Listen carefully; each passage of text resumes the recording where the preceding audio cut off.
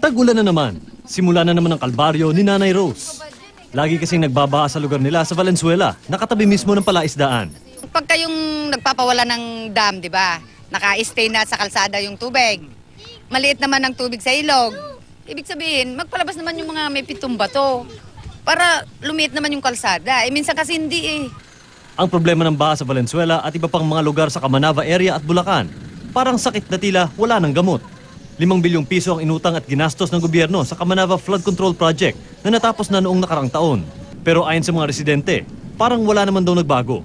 Kaya para mabawasan na ang baha, sinimula na ang second phase ng proyekto. Sakop nito ang Valenzuela, Obando at May Kawayan sa Bulacan. Sa ilalim nito, papalibutan ng harang ang mga pampang sa baybay ng May Kawayan River kasama na ang Barangay Poloong, Malanday, Tagalag at Polo area.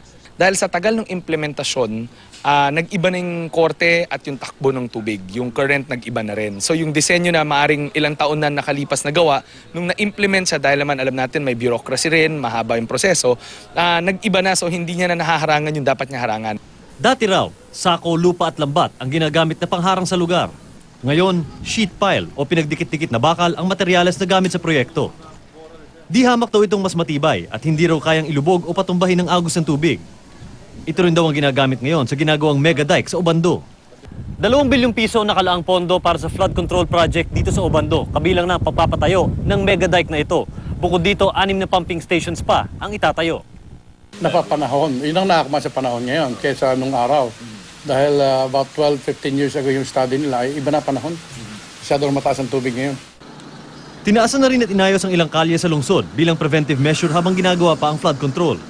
Susubukan daw tapusin ng mga otoridad ang proyekto ngayong taon.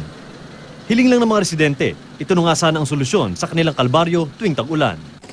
Mark Zambrano, nakatutok, 24 oras.